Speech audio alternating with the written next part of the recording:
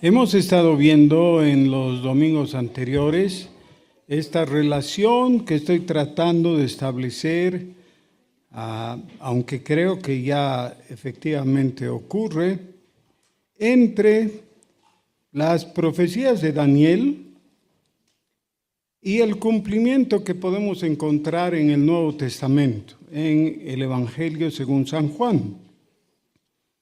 Hemos visto que la primera parte del capítulo 9 de Daniel es una confesión de pecado.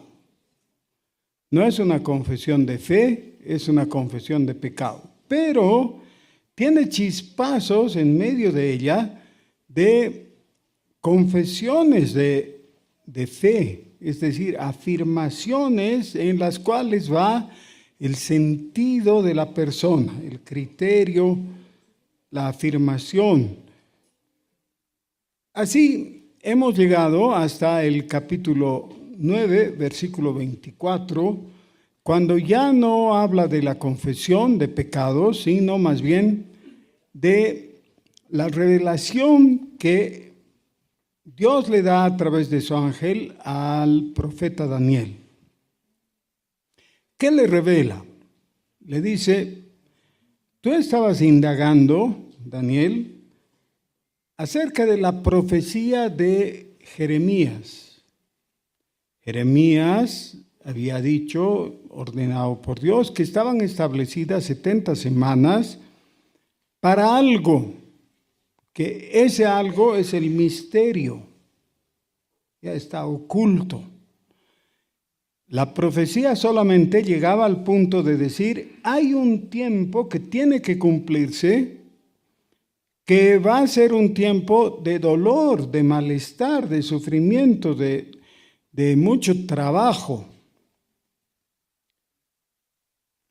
Entonces, cuando llegamos al versículo 24 de Daniel 9, dice, sabe pues y entiende que desde la salida de la orden para restaurar y edificar a Jerusalén hasta el Mesías príncipe, habrá 7 semanas y 62 semanas, y se volverá a edificar la plaza y el muro en tiempos angustiosos.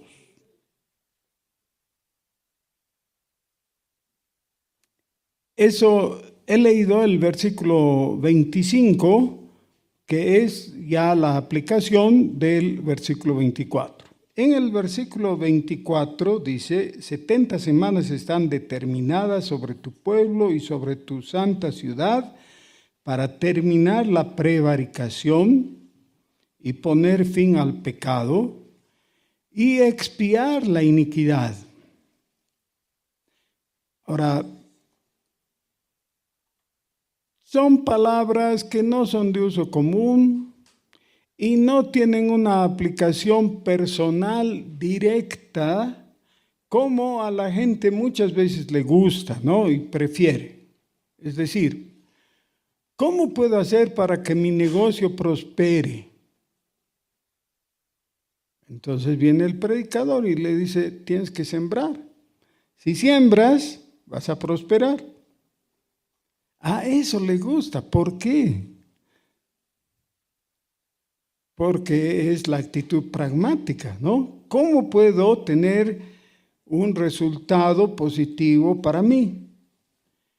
Claro, hay momentos en que necesitamos ir a Dios y tener algo así, específico, claro, directo, práctico.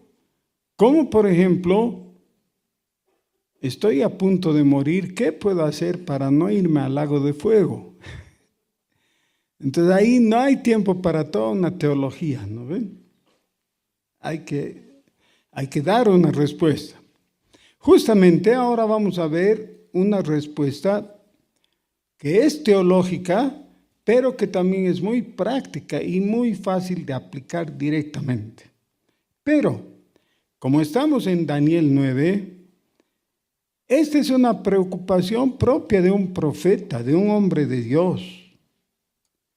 Cuando tú, Dios, le diste la profecía a mi colega Jeremías, ¿a qué te referías? Eso es lo que preguntó Daniel. Y Dios le contesta, le dice, ya te he respondido desde el principio de tu pregunta, solamente que había un impedimento, había una traba. Pero esta es la respuesta, que están establecidas 70 semanas y ya hemos visto la explicación de eso. No son, la palabra en hebreo no es semana, sino 7. Pero ellos entendían eso como semana. Entonces, 70 semanas de 7, 490 años. Ya, los intérpretes están en la gran mayoría convencidos, todos ellos coincidentes, que se trata de 490 años. Y cuando se hacen los cálculos, desde los datos que nos da este pasaje, llegamos justamente a eso, así que no hay problema, ya es realmente es el asunto. Pero la parte importante está todavía misteriosa, es decir, oculta, que es el objetivo de todo este asunto.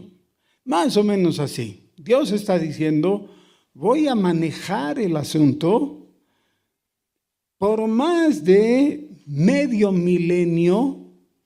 ¿Me equivoqué? Oh, medio milenio.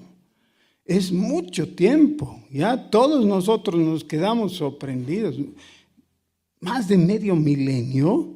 Sí, desde los días de Daniel hasta los días del cumplimiento pasó más de medio milenio. Pero este es el dato que deben tomar en cuenta, le dice. Desde la orden emitida por el rey, se supone, el decreto de regreso del cautiverio, o sea, la fecha en que se dio esa orden para que regresaran del cautiverio, van a pasar 70 semanas. Eso es. Ya. ¿Para qué? Ese es el misterio. Solo que para nosotros ya no es misterio, es una revelación. ¿Para qué? Para terminar la prevaricación, dice el versículo 24, ¿recuerdan? Para poner fin al pecado, segundo objetivo, para expiar la iniquidad. 3 objetivos negativos. El cuarto, ya positivo, para traer la justicia perdurable y sellar la visión y la profecía. 5, y ungir al santo de los santos. 6. Ahora, estos 6 objetivos se cumplen en Jesucristo. O sea, ¿qué es lo que hace la diferencia entre los judíos o los judaizantes y los cristianos? Es que los judaizantes siguen todavía obsesionados con los elementos del judaísmo y el cumplimiento dentro del marco de referencia del judaísmo. ¿Ya? Ellos hacen eso. Nosotros hemos entendido que en Cristo se cumple todo esto. Ahora, en Cristo se cumple, es realmente una afirmación que necesitamos demostrar. Si no la demostramos, vamos a tener esa teología de eslogans. ¿Han oído eso? Hay teólogos que hacen afirmaciones, ¿no? Por ejemplo, Cristo es la respuesta. ¿Es verdad eso? Sí, es verdad. Qué lindo, ¿no? Tenemos en una frase, verás, algo muy hermoso. Cristo es la respuesta. Ya, ok. Entonces viene alguien y te quiere evangelizar y te dice, has de saber tú que Cristo es la respuesta. Ok, Muy bien, qué lindo. ¿Cuál es la pregunta? ¿Cuál es la pregunta? Entonces se le caen los calcetines, ¿no? Porque le moviste el piso. Quiere decir, no estaba entendiendo el eslogan. Conoce el eslogan, lo puede repetir, pero no lo entendió. Y muchas veces, si alguien te da una respuesta, pero tú no tienes la pregunta, la respuesta no te sirve de nada. Necesitas la pregunta. Ahora, hemos visto que en el capítulo 1 del Evangelio de Juan, tenemos la afirmación acerca de la persona de Jesús. Esto nace de la necesidad que nos plantea el capítulo 9, versículo 24 de Daniel. ¿Cómo es que se cumple todo esto? Y nosotros, como cristianos, decimos, se cumple en Cristo, ¿no? Se cumple en Cristo. ¿Cómo terminó la prevaricación? ¿Cómo se trajo justicia? Pero quiero que esta mañana podamos observar, poner mucho de nuestra atención a esta cláusula, este objetivo que está aquí, que es el quinto. Dice, y sellar la visión y la profecía. Ese es el quinto objetivo. Sellar la visión y la profecía.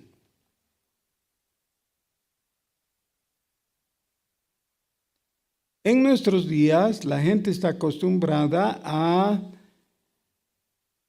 tomar ciertas definiciones respecto a las entidades a las que pertenece. Por ejemplo, si eres parte de un club o te invitan a ser parte de un club, tú dices, ya, muy bien, ¿y qué fines tiene este club? Digamos que es deportivo. Ya, muy bien, entonces ya entiendes, ¿no? Y aunque no te digan cuál es su misión, te das cuenta, ¿no? Es un club deportivo. Va a promover el deporte. Pero hay entidades más complicadas en las que necesitamos tener una claridad en la visión. Por ejemplo, en la época electoral se ha discutido un tema. Hay que reducir los ministerios del gobierno, porque la teoría de unos es, hay demasiados ministerios. Entonces, como hay mucho gasto, eso produce mucho gasto público, los eliminamos. Ya se ha eliminado el Ministerio de Justicia, ¿no? Sí. Pero tiene sus defensores, dicen, no, pues necesitamos el Ministerio de Justicia. Para no hablar al cohete, entonces nos preguntamos, ¿se necesita un Ministerio de Justicia? ¿Cuál es la visión?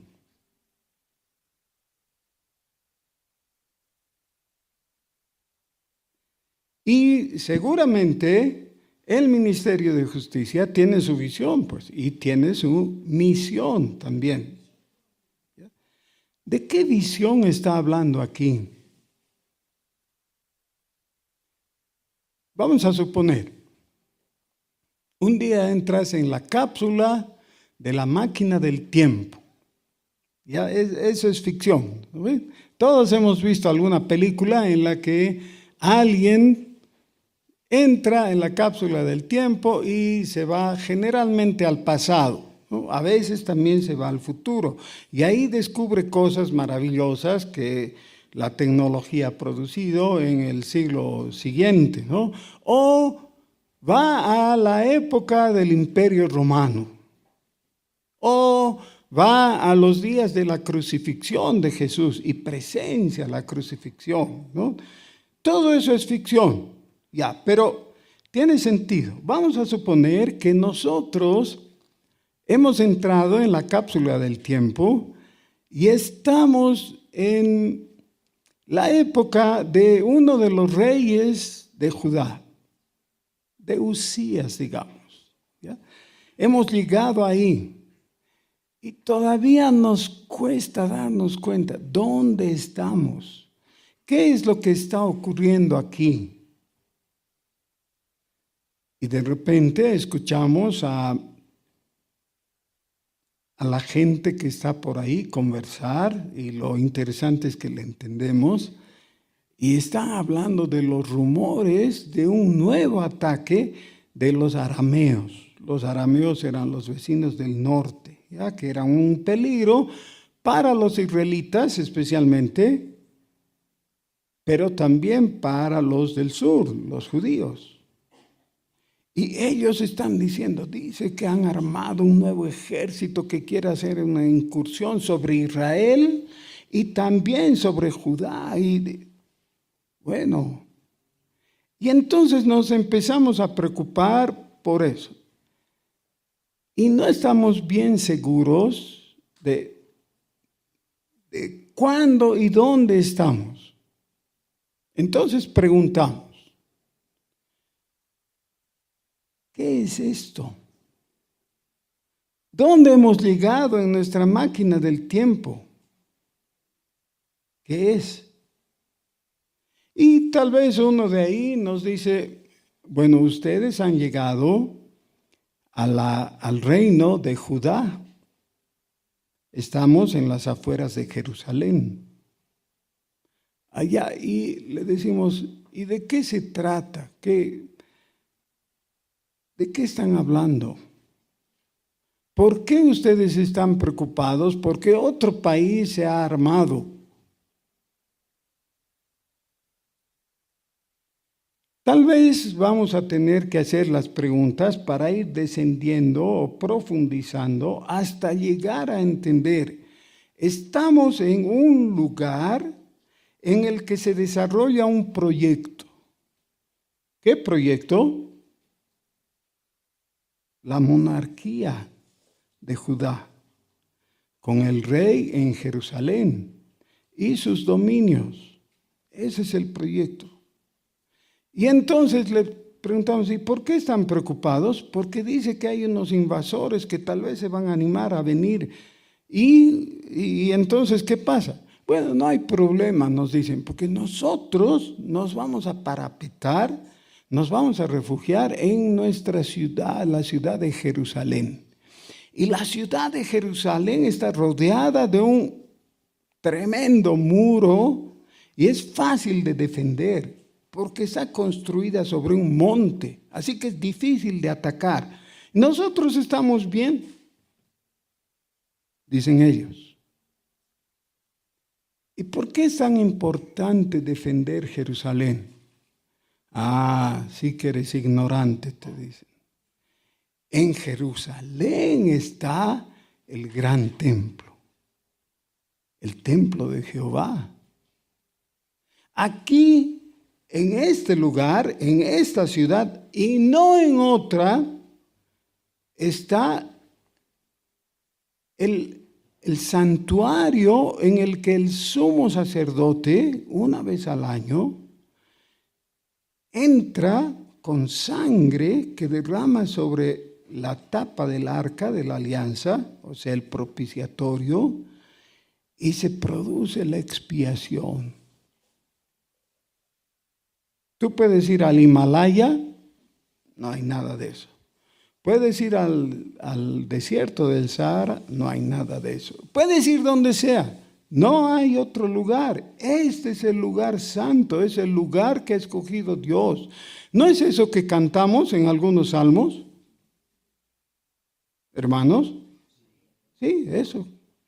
Ya cantamos o repetimos, leemos los salmos donde se habla del santuario. Esto es importante porque solo en este lugar Dios ha manifestado su presencia y ha prometido que si nosotros le hablamos, Él nos va a escuchar y nos va a contestar. ¿Ok? Esa es la visión que les permitía tener comprensión de todo el proyecto que era esa monarquía, que ellos pensaban iba a durar perpetuamente.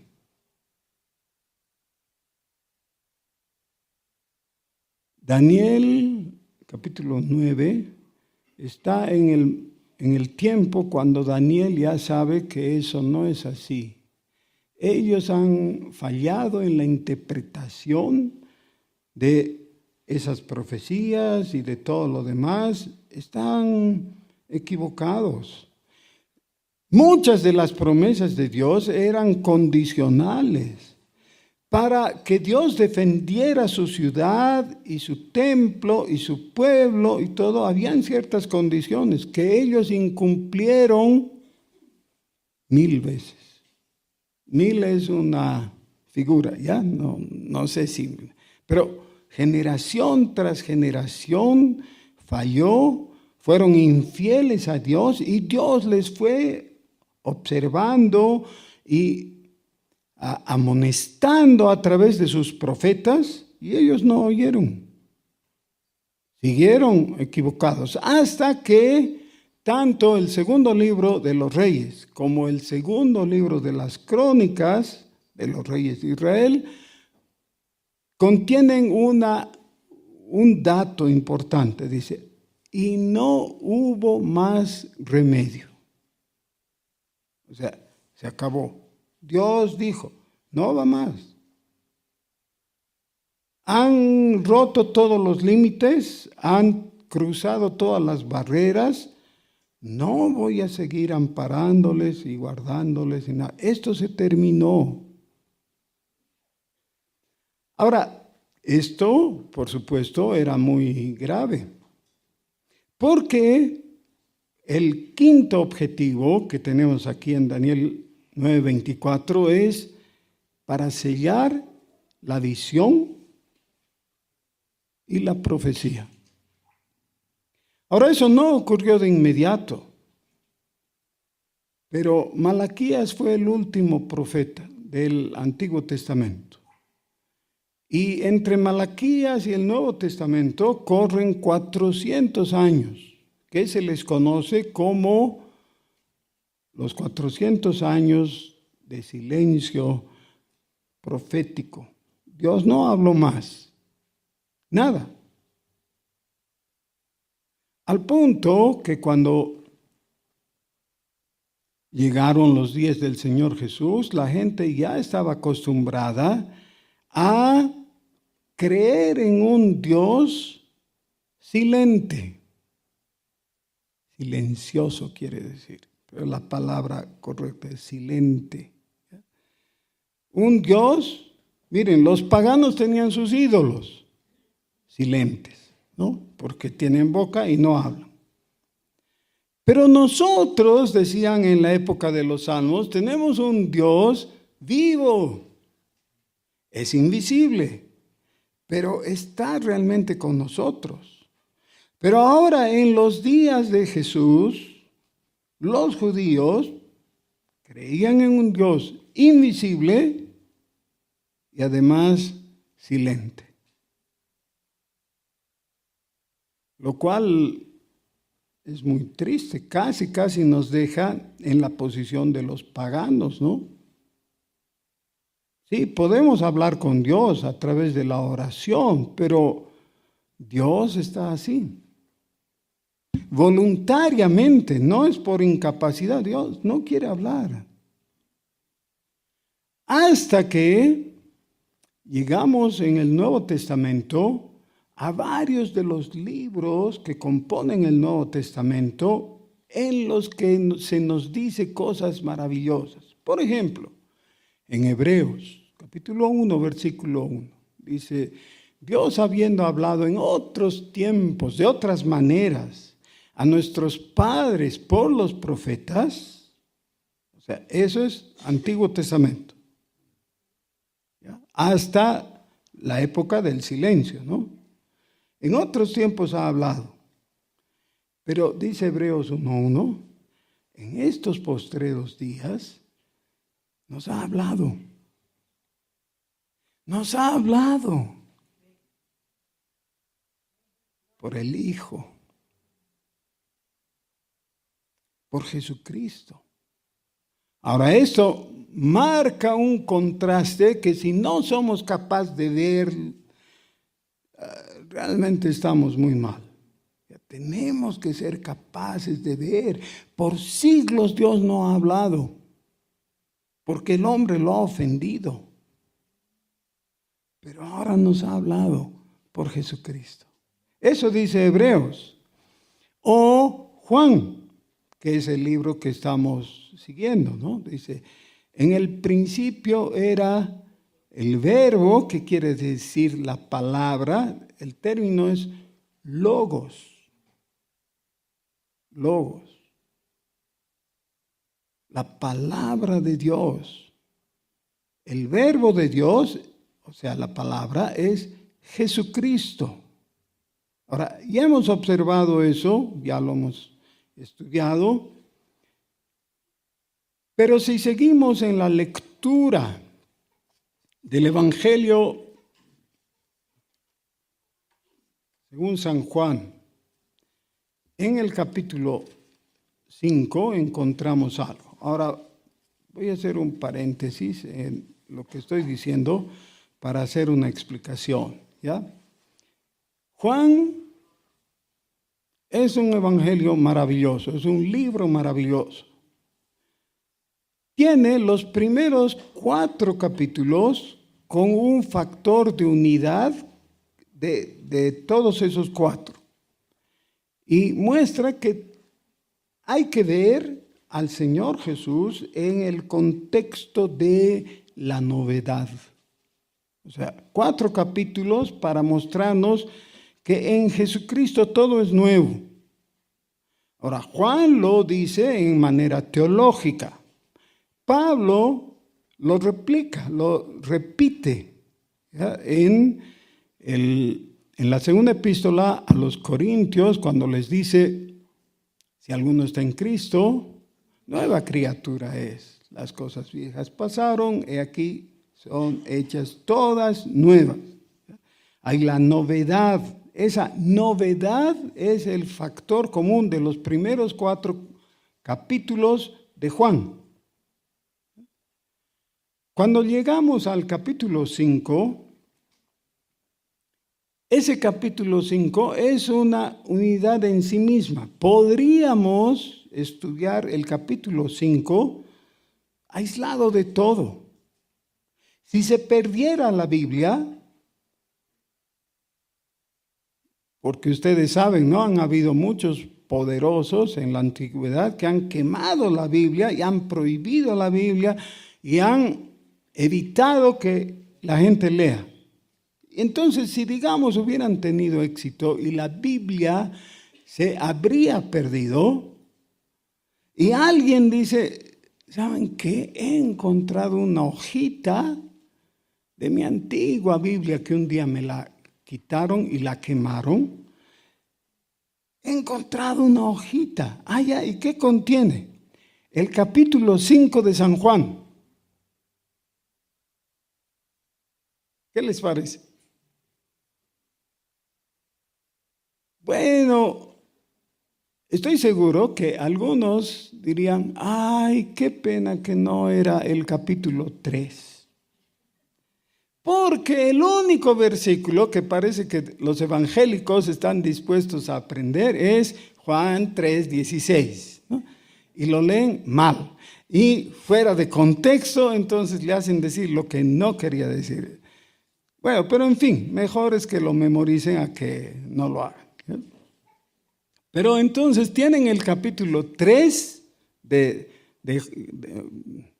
el capítulo 5 de Juan, aunque hubieran querido el 3, y nosotros nos preguntamos, ¿por qué es tan importante este paquetito doctrinal que viene en el capítulo 5?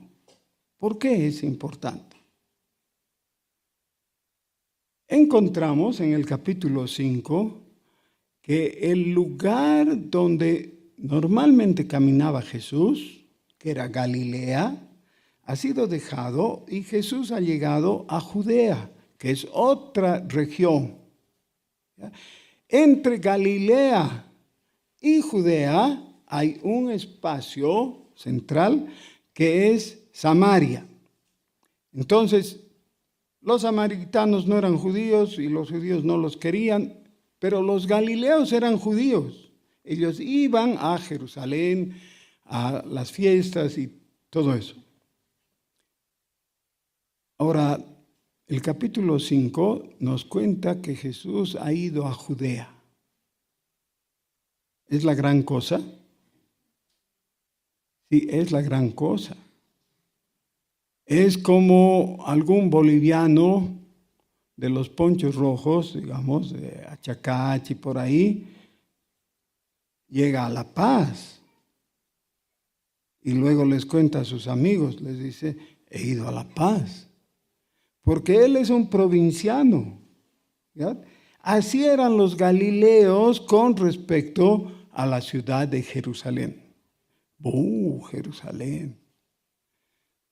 Miren cómo era el asunto. Un poco más tarde se nos cuenta en Mateo 24 que en otra de las idas a Jerusalén, los discípulos, como típicos provincianos, le dicen a Jesús, Maestro, ¿has visto esos edificios? Y esas piedras están como los provincianos que ven el edificio del Banco Central, ¿ya? Se quedan con la boca abierta mirando, ¿no? Igual estaban los discípulos, porque eran así. Pero en esta ocasión, cuando Jesús va a Judea, va a un lugar y encuentra un montón de enfermos y entre ellos un hombre que estaba paralítico por 38 años. Y le pregunta si quiere ser salvo. La primera vez que leí eso con atención dije, qué pregunta tan ociosa. Claro, pues seguro que quiere ser sano. Sí, seguro. ¿Seguro?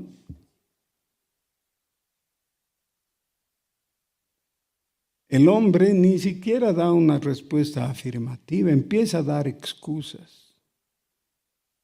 Y Jesús lo sana. Y la gente que mira esa maravilla, porque ver que alguien ha sido sanado es maravilloso, ¿no? Y nosotros pensamos, ¿qué tendrían que haber hecho esas personas que vieron la sanidad del paralítico? Tendrían que haber dicho, gloria a Dios, ¿no? Que bien, y alegrarse con él. Y nada. Dicen, oye, hoy es sábado. Y tú, ex paralítico, ¿qué te crees para cargar tu camilla? Estás yendo contra la ley. Y entonces se produce un desencuentro entre Jesús y la gente de ahí que le acusa de haber hecho quebrantar el sábado, haber promovido el quebrantamiento del sábado. No tenemos tiempo para leer todo el pasaje, pero entre otras cosas Jesús les dice, ¿saben qué? No me molesten con lo del sábado. Yo soy Señor del sábado.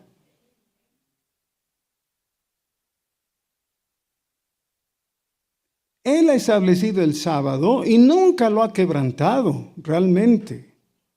En la opinión de ellos, ese era un quebrantamiento del sábado. ¿Saben qué? Lo que hizo Jesús realmente era la celebración correcta del sábado.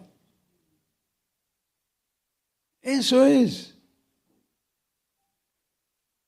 Entonces los judíos empiezan a reclamar, a recriminar a Jesús, y el Señor les contesta.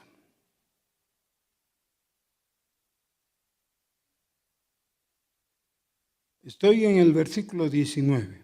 Respondió entonces Jesús y les dijo: de cierto os digo, no puede el Hijo hacer nada por sí mismo, sino lo que dé hacer al Padre, porque todo lo que el Padre hace, también lo hace el Hijo igualmente. Porque el Padre ama al Hijo y le muestra todas las cosas que Él hace, y mayores obras que éstas le mostrará, de modo que vosotros os maravilléis. Porque como el Padre levanta a los muertos y les da vida, así también el Hijo a los que quiere da vida. Porque el Padre a nadie juzga, sino que todo el juicio dio al Hijo, para que todos honren al Hijo como honran al Padre. El que no honra al Hijo, no honra al Padre que le envió. Y ahí podría haberse ido Jesús. Listo, ya les ha dicho todo. Pero aquí viene mi versículo preferido. Ustedes prefieren 3:16. Ya está bien. Pero este es el versículo preferido. Juan 5:24. De cierto os digo, el que oye mi palabra y cree al que me envió, ¿qué tiene? Tiene vida eterna y no vendrá a condenación, mas ha pasado de muerte a vida. Varias veces el Señor usa esa introducción. De cierto os digo.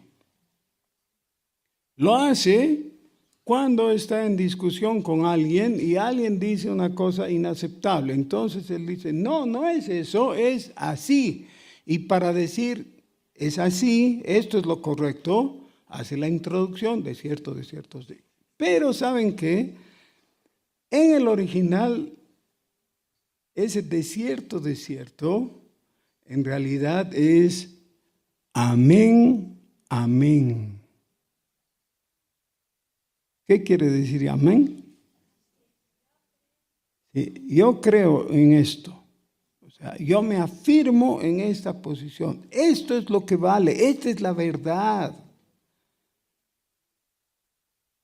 El que oye mi palabra y cree al que me envió, tiene vida eterna. No vendrá a condenación. Ya ha pasado de muerte a vida. Ese es el Evangelio.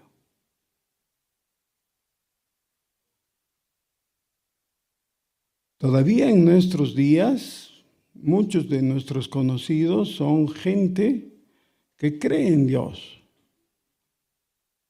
Claro, debe haber un Dios, porque al fin de cuentas, si hay una creación, debe haber un creador, entonces debe haber un Dios. Hasta ahí llega su fe. Esa fe no salva, por si acaso, ¿ya? Esa fe no es suficiente, es fe incipiente, ¿se acuerdan de la semana pasada? Es fe incipiente, es la típica. Porque Santiago dice, ¿tú crees en Dios? Bien haces.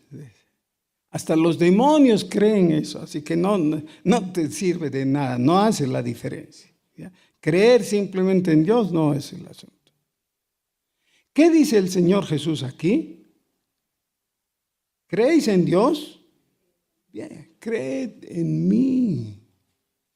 Necesitamos complementar esa fe. ¿Creemos en un Dios creador? Claro que sí. Así comienza la Biblia. Pero creemos en el Dios redentor que se hizo hombre para venir y morir por nosotros en la cruz. Creemos en el Salvador. Ahora sí. Ya, esa es la fe que ha sido completada. Pero miren, dice el que oye mi palabra. Y nos acordamos de Daniel, capítulo 9, versículo 24. Sellar la profecía. No solo la visión, sino la profecía. Sellar la profecía es ponerle el sello que requiere autoridad.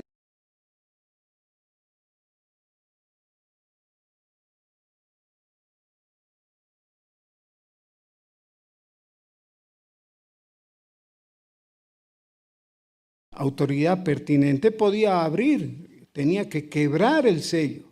Imagínense la pena de alguien que quiebre el sello del rey. Muy mal, iba a ser penado. Pero el sello de Dios. Dios le ha puesto sello a la profecía, a la visión y a la profecía. ¿Qué es la profecía? Para que quede muy claro para todos, ¿qué es la profecía?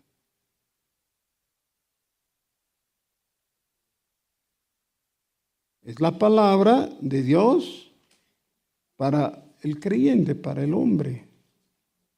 Eso es muy sencillo, ¿no? Cuando Dios habla y eso llega al hombre, llega por un medio, que es la profecía.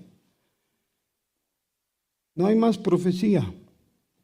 400 años. Ahora viene no ya la palabra profética hablada por hombres, viene la profecía hecha carne, hecha hombre. Jesús es la palabra de Dios. ¿Cuál es su nombre en Juan 1:1? El Verbo, la palabra hablada de Dios. Cuando Dios ha hablado y esa su palabra se ha hecho hombre, ha nacido Jesucristo. No hay más silencio. Y por eso es una tontería muy grande que haya gente que se quede adorando a un Dios silente, es decir, silencioso.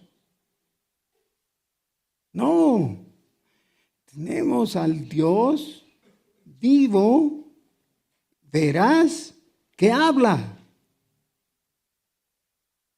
Pero Dios es inmutable, así que no cambia y no habla según el estado de ánimo que tiene o algo así. No, su palabra, igual que Él, es eterna. El verbo de Dios es eterno, porque es Dios mismo.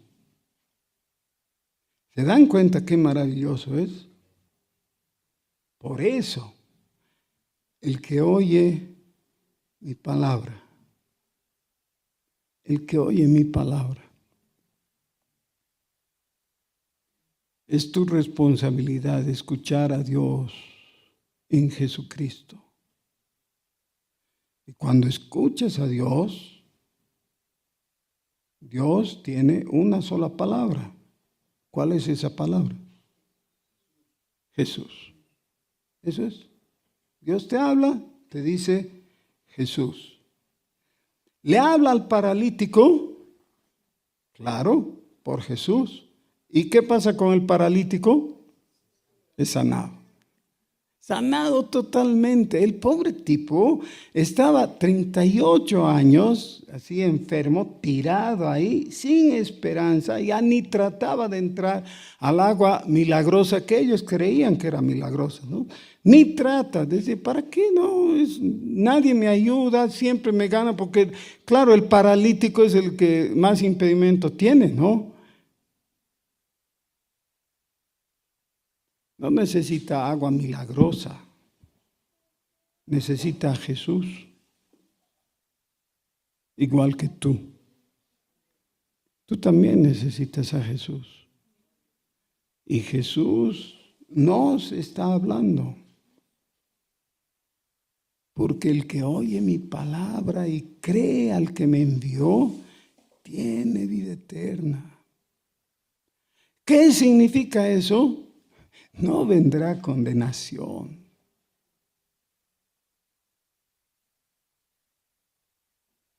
Miren, si hay un cuadro que debiera inspirarnos pavor, es el día del juicio. Que un ángel diga tu nombre. Fulanito, tú eres fulanito. Fulanito. Al lago de fuego. ¿Pero por qué? Dices, eres pecador. Pero todos son pecadores. Sí, pues por eso están yendo al lago de fuego. Pero y esos poquitos que están ahí, que no están yendo al lago de... Bueno, ellos no.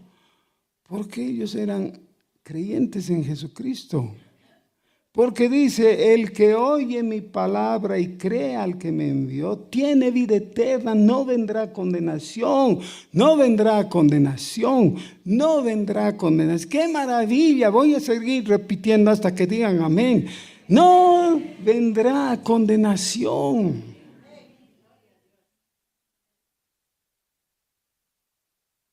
Ya ha pasado de muerte a vida. ¡Qué maravilloso!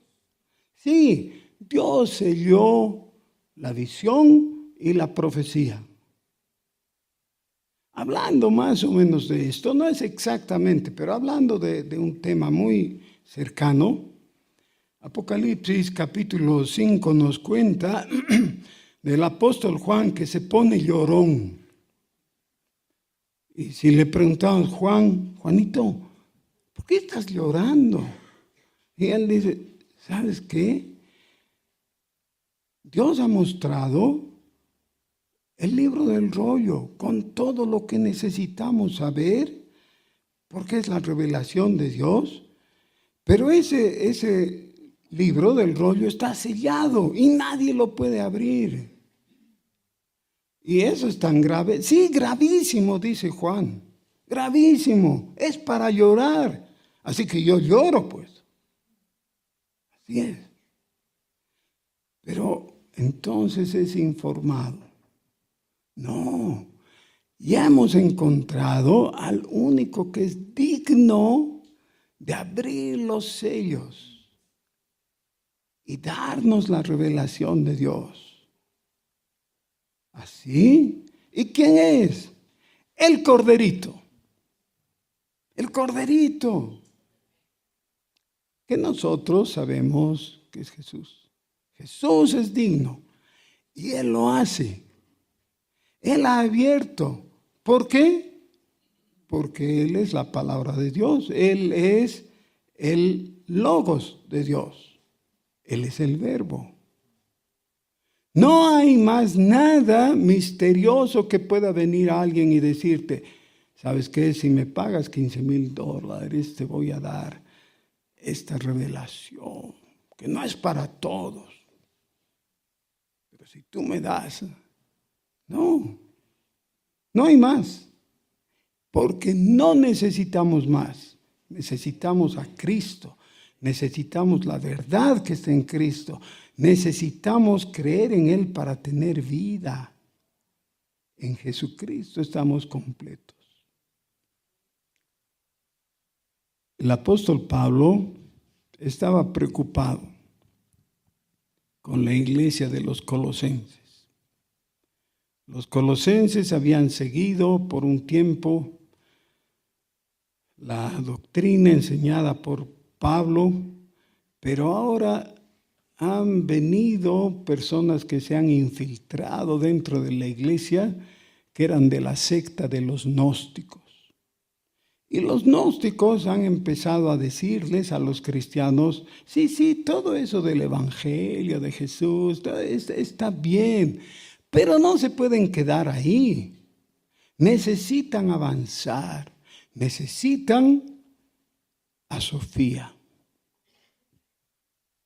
Sofía, la sabiduría. Y la sabiduría se alcanza haciendo esto, mostrando esto, pagando esto. La típica de los gnósticos. Y Pablo les escribe a los colosenses y les dice, ¿saben qué? Jesucristo es la sabiduría de Dios. ¿Alguien te puede ofrecer algo mejor que eso? ¡Qué tontería tan grande! Otra vez, necesitas a Jesucristo. En Él están guardadas todas las riquezas de la sabiduría.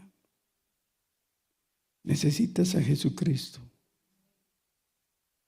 Otra vez, ¿me pueden ayudar? Buscar a la persona más cerca que tengan, tocarle respetuosamente el hombro y decirle, ¿me puedes escuchar, pajarito? No, no le digan pajarito, pero pueden pensar. ¿Me puedes escuchar? Y cuando tengan sus ojos en los tuyos, dile, necesitas a Jesucristo. Porque el que oye mi palabra y cree al que me envió, tiene vida eterna. Y no vendrá condenación, mas ha pasado de muerte a vida. Gloria a Dios. Jaimito, ven a mi lado, por favor, vas a orar. Pónganse de pie, vamos a orar. Señor, cuán grande es tu amor. Es incomprensible para nosotros lo inmenso que es tu amor al enviar a Jesucristo. Señor, creemos en Jesucristo, te creemos a ti, Señor. Creemos en el Verbo hecho carne. Ayúdanos a actuar en consecuencia, Señor. Alabado sea tu nombre por siempre, Salvador. Amén.